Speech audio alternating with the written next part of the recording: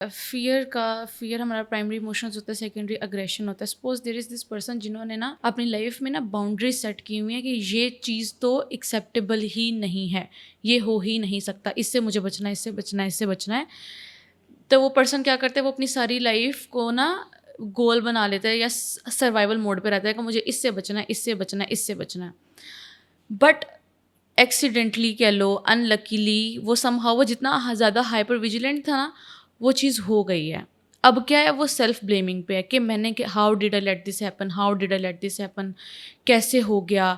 अब वो एक अजीब सा फियर भी है, लेकिन गुस्सा ज़्यादा है कि I tried my everything best और मुझे इसी से ही बचना था, how did this happen, how did this happen.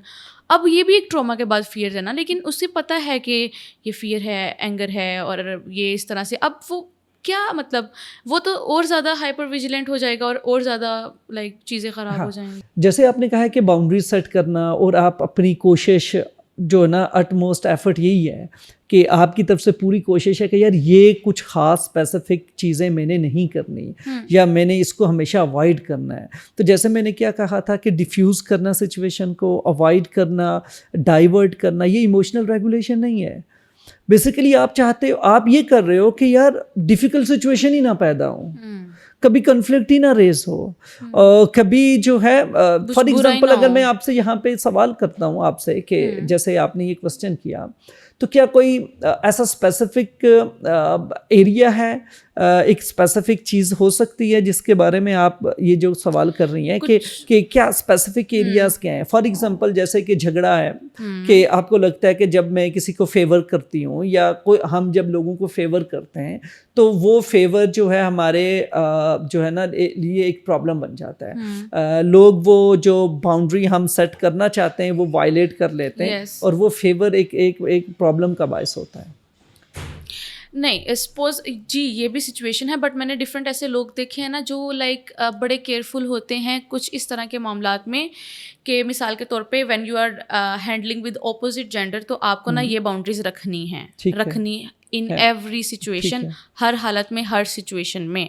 ठीक है। बट वो अगर ब्रीच हो जाए तो आप उसको बहुत थ्रेटन फील करते हो, बहुत लाइक आउट ऑफ फियर तो आपका प्राइमरी इमोशन, हमने पहले भी डिस्कस किया था। बट अब अग्रेशन इतना ज़्यादा है कि वो शायद बाकी लोगों पे भी जनरलाइज हो रहा है कि शायद आप उसे मैनेज नहीं कर पा रहे। देखें, और फिर अब वो फीमेल्स पे भी जनरलाइज होना शुरू हो गया। अब मैं एक सिंपल सी सिचुएशन आपको बताता हूँ। इंसान की जो साइकोलॉजी है ना, हमारी साइकोलॉजी 2 लेवल्स पे इसका इंट्रैक्शन देख लें।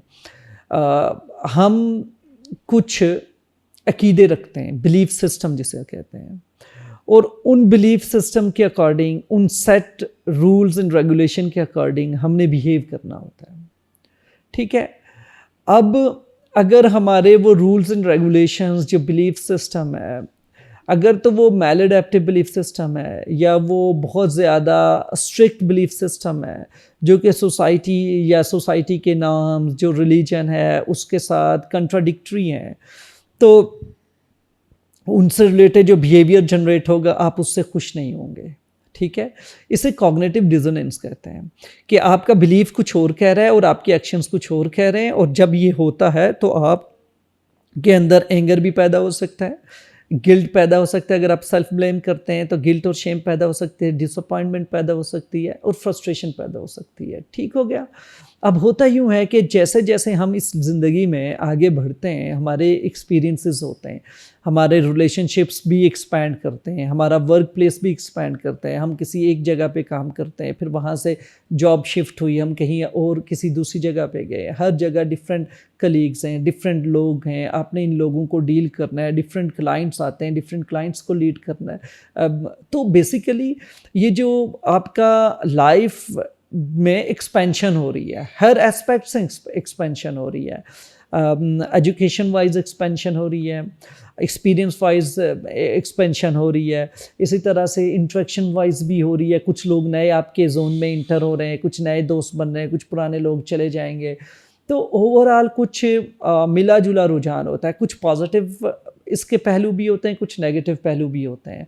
ऐसे बेशुमार रिलेशनशिप्स हो सकते हैं, ऐसे बेशुमार इंटरेक्शंस हो सकते हैं, ऐसे लोग आपको मिलेंगे जो कि आपके लिए बड़े डिफ़िकल्ट थे, जिससे आप समहाउ हर्ट हुए हैं। या वो तकलीफ़ आपको पहुंची हो। अब जैसे जब कभी तकलीफ़ पहुंचती है, हमने उसको असेस किया, एनालाइज़ किया, ये इंसान की खूबी है कि कोई भी सिचुएशन होती है हम उसको समझने की कोशिश करते हैं कि ये हुआ क्या है। हम उसको समझने के लिए कोई ना कोई एफर्ट करते हैं, और जब हम समझ लेते हैं तो हम उसे कहते हैं मीनिंग्स। हम न्यू मीनिंग्स ड्राइव कर रहे होते हैं और मीनिंग्स कंस्ट्रक्ट हो रहे होते हैं, और यही मीनिंग्स हमारे जो एग्जिस्टिंग जो हमारे बिलीफ सिस्टम है उसमें अल्ट्रेशंस भी कर रहे होते हैं, चेंजेस भी कर रहे होते हैं, और उन्हीं चेंजेस के तहत हमारा बिहेवियर भी चेंज हो रहा होता है। हम जैसे चीज़ों को बदल रहे हैं, उन्हीं चेंजेस, जैसे चेंजेस दिमाग में आ रहे हैं वैसे वैसे चेंजेस बिहेवियर में आ रहे हैं। फॉर एग्जाम्पल, अगर आप मैल एडेप्टिव, रिजिड और कंट्राडिक्टरी बिलीफ सिस्टम डेवलप करना शुरू कर दें regarding others, regarding relationships, friends, even Specific community. Regarding your self and your environment, तो 3 लेवल्स पे इंट्रैक्शंस, बेसिकली आपकी रियलिटी, अल्टीमेट रियलिटी तो यही है ना कि आपका ताल्लुक खुद के साथ कैसा है दुनियावी लिहाज से, लेकिन अदरवाइज आपकी एक स्पिरिचुअल रियलिटी भी है कि आपने उसको भी जहन में रखना है कि स्पिरिचुअली भी आपका एक रिलेशनशिप है।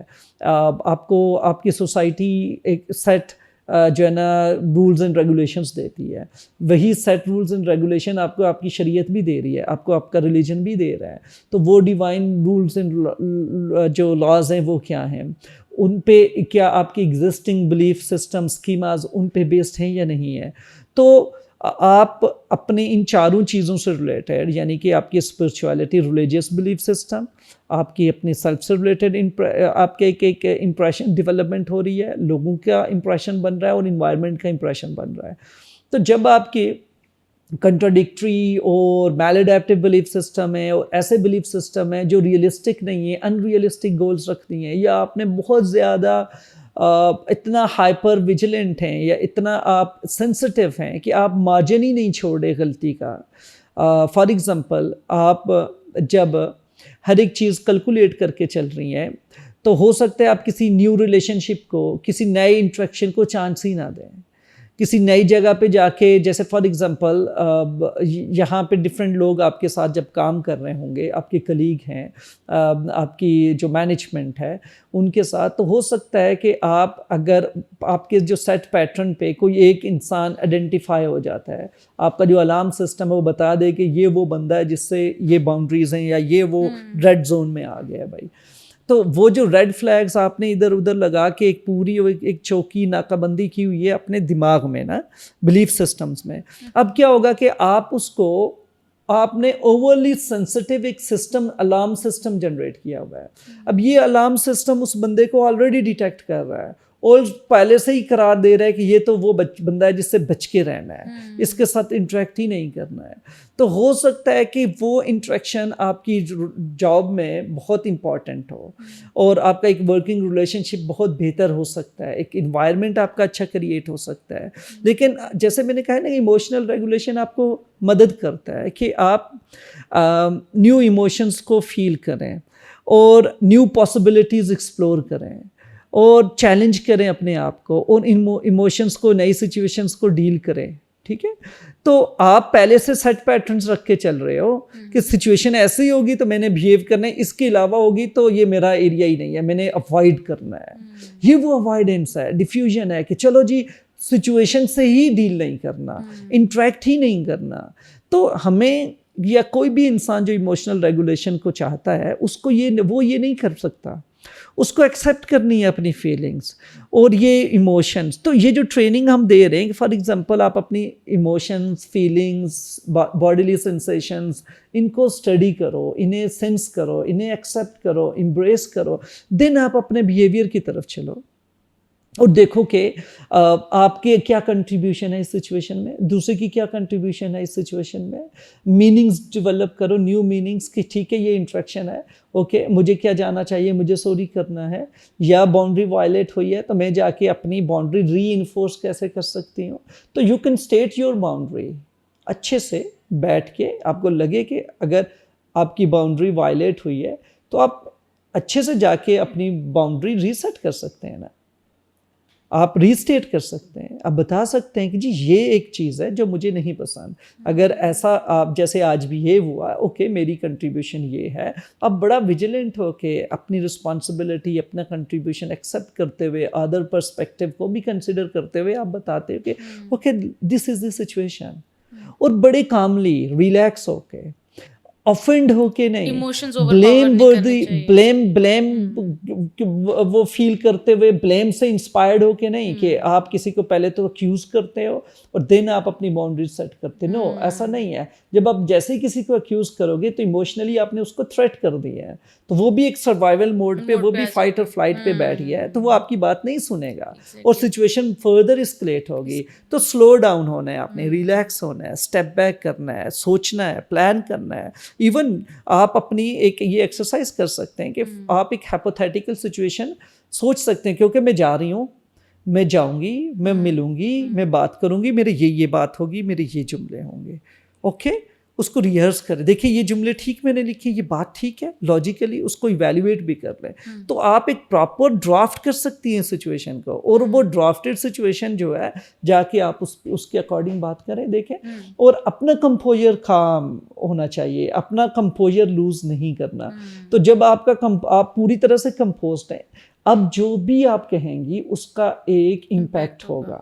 ठीक है, तो यही ट्रेनिंग सीखनी है कि हमारा ब्रेन बहुत जल्दी तैयार हो जाता है इमोशनल लेवल पे डील करने के लिए, फाइट और फ्लाइट के लिए, ऐसी तैसी करने के लिए, अब चीज़ें ख़त्म कर दो, सिचुएशन ख़त्म, this is the end of everything. ये सोचें फ़ौरन आ जाती हैं, ये रिएक्टिविटी फ़ौरन आ जाती है। बॉडी शुरू में आपको रिएक्टिव बनाएगी कि आप फाइट फ्लाइट करो, चीज़ें ख़त्म करो, रिलेशनशिप की परवाह नहीं, दूसरों की परवाह नहीं, किसी की परवाह नहीं।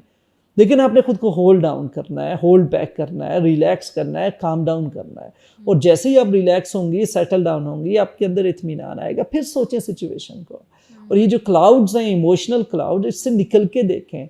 और जैसे ही आपकी विजन क्लियर होगा, आप लॉजिकल थिंकिंग में वापस आएँ, फिर आप प्लान आउट करें और देखिए कितनी ईजिली चीज़ें बेहतर हो सकती हैं।